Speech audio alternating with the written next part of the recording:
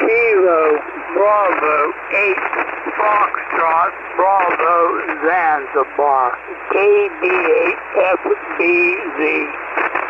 Foxtrot Bravo Zanzibar, roger, roger. And what's the name there? Foxtrot Bravo Zanzibar, roger, roger. And what's the name there? The name here is Jamie. Well, the name's James, but my mother always called me Jamie, and my father called me, damn it, Jamie, over. Jamie, roger, roger. I got you there.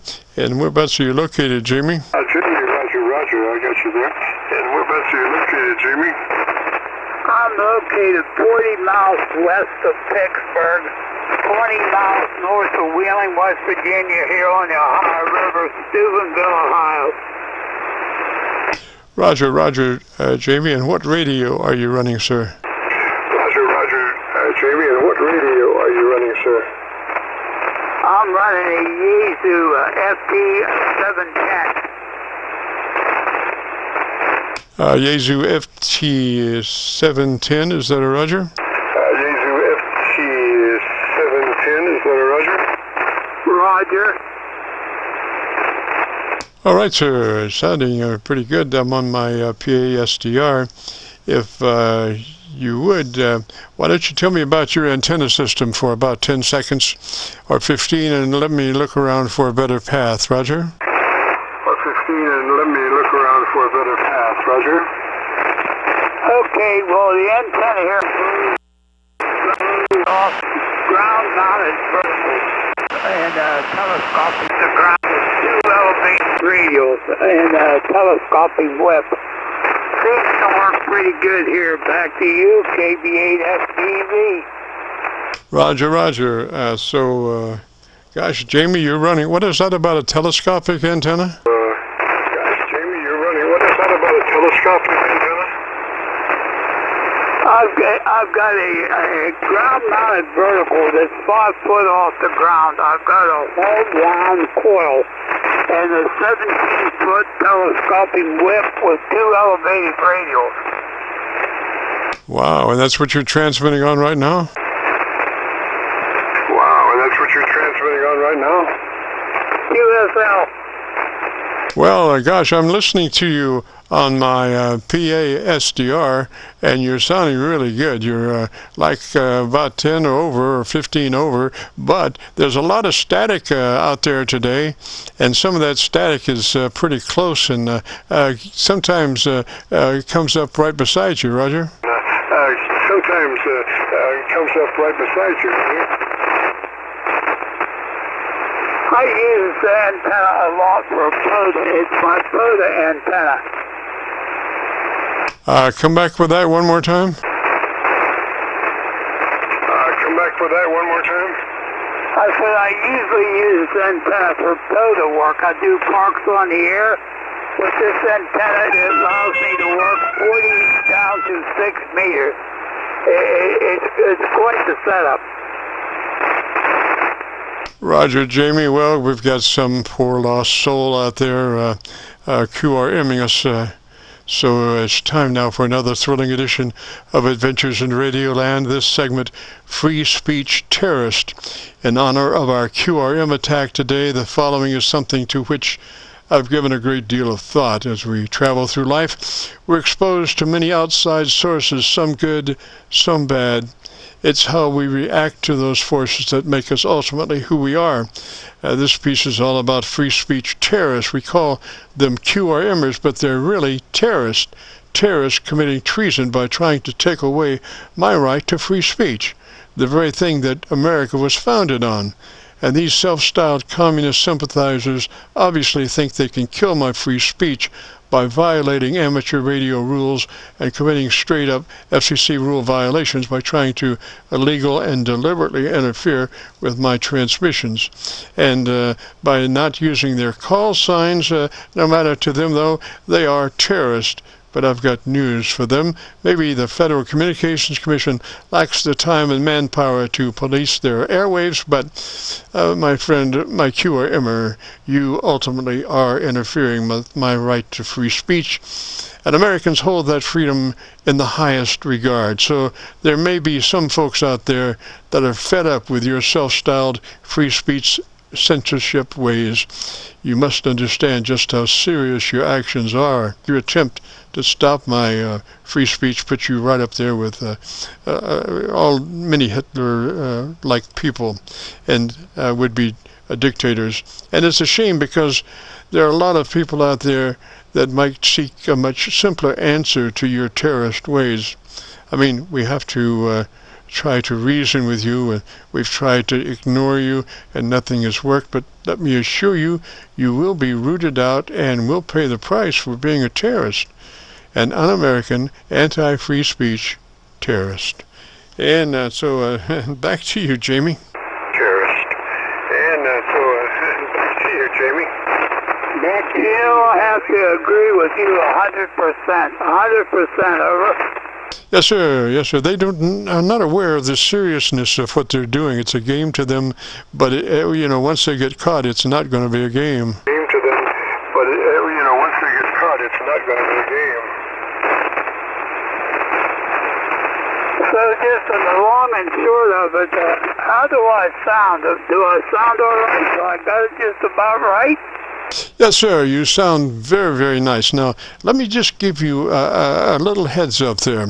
I was in radio for 50 years, and when I came to WHAS from the hinterlands, I ran across a guy by the name of Van Vance, who was a sportscaster here on WHAS radio.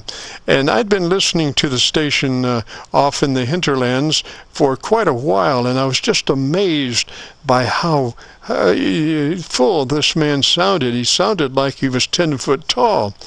And so one evening he came in to do his sportscast, and he sat to a desk in front of me, and I noticed that I couldn't hardly hear him in the room, but in my headphones he sounded like, gangbusters, and it all had to do with projection. Now think about this. When somebody screams, it's really loud, and it's loud because the voice has condensed the tonality down to a single frequency on that scream. But on the opposite term, if one backs off on the projection and then just brings the mic level up, then they start to broaden out as far as the frequency response of their voice. You start hearing resonant aspects of it as opposed to a very defined, sharp one tonality. So what I'm saying is maybe you might want to turn your mic up and then come a little closer to mic, and you might sound a little broader. Right now it sounds like you might be you might have the mic turned down too low and you're having to talk really hard to be heard. Roger? Down too low, and you're having to talk really hard to be heard. Roger? Okay, I'll do that. I thought I had it up pretty good, so I can't increase the mic gain. Give me just a second.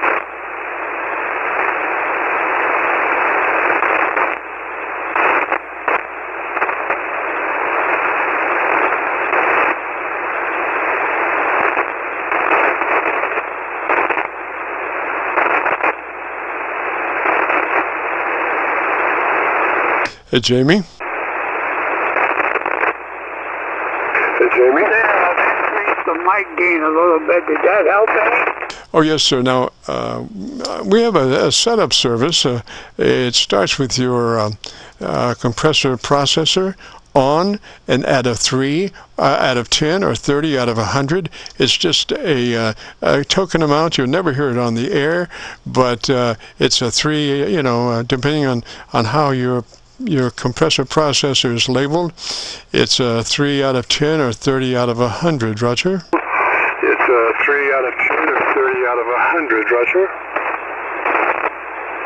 Well, I've gone through all that, but what I've done is I've set it up with the meter, so that my ALC and that is just about right where I want it, right there, where I'm talking now. Yes, sir. Yes, sir. That's correct. And what I would do would be to keep an eye on my ALC, so I want to stay in the sweet spot, and I would move that mic level up to around 60 or 65, something like that. But keep an eye on my ALC level and keep it at that sweet spot of 2/3, Roger. Level and keep it at that sweet spot of 2/3, Roger. Okay, I'll give that a try. I was running my mic gain at 50, and I turned it up to 55. And at 50, I was right in the sweet spot on the ALC. Yes, sir. Now just imagine that microphone is somebody's earlobe. Just imagine that the microphone you're talking into is somebody's earlobe, and you maybe not want to project quite that hard because it's a very sensitive device, and so you can make up the difference, by the mic gain. So you might do a 60 or 65, but like I say, keep an eye on your ALC, because that determines the your modulation level, and you want to keep it in the sweet spot of 2/3, Roger. Your modulation level, and you want to keep it in the sweet spot of 2/3, Roger.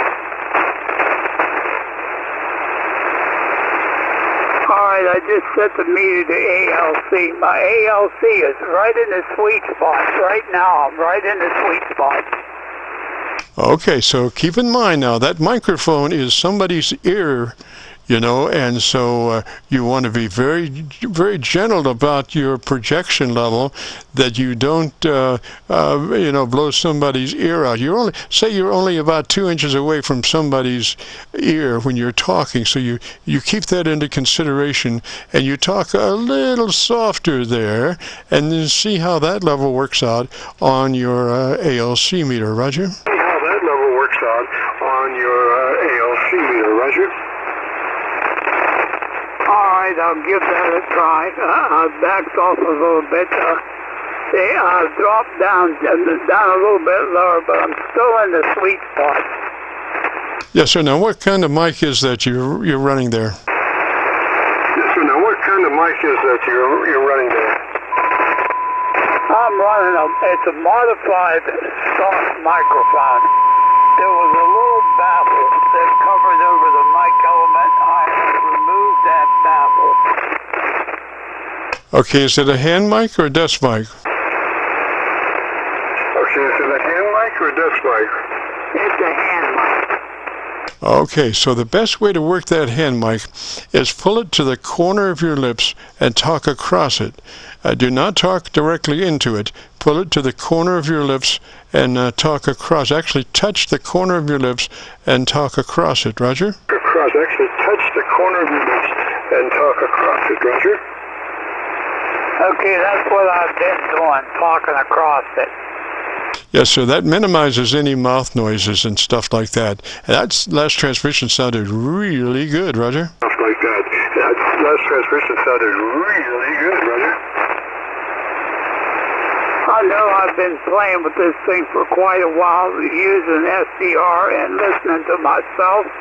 I thought I pretty much had it whooped.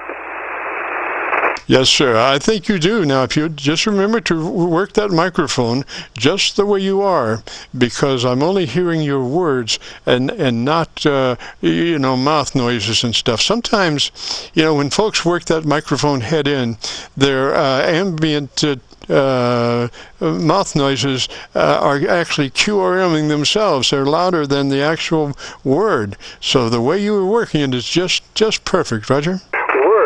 So the way you were working it is just perfect, Roger. Oh, thank you, my friend. You've made a big difference. I really appreciate the help. Yes, sir. And if you want to hear that audio, if you go to YouTube and do a call letter search for Kilo Charlie 9 Victor Kilo Victor, followed by the word logbook, it will take you to this recording. It'll be cut number 1 in a series of 3,000, and I'll have it uploaded to YouTube by noon tomorrow. Roger? And I'll have it uploaded to YouTube by noon tomorrow. Roger? I'm looking forward to it. Thank you very much. I won't hold you any longer because I imagine there's other fellows wanting to get in here. So I'm going to say 73 and thank you from Steubenville, Ohio, my friend. This is KB8FBZ. Roger, and you are in Ohio, is that a Roger? Roger, and you are in Ohio, is that a Roger? Yes, I'm in Steubenville, Ohio. I'm 40 miles west of Pittsburgh, 20 miles north of Wheeling, West Virginia, right here on the river. Steubenville, Ohio is the center of the universe, the hub of the world, over. Roger, Jamie. All right, sir. You have a great afternoon, beautiful weekend. 73 up that way. And with that said, we got to get out of here. Since 3:30 we've been recording, and so we got to get out of here and get this frequency back to normal amateur radio use. This is Kilo Charlie 9 Victor Kilo Victor clear.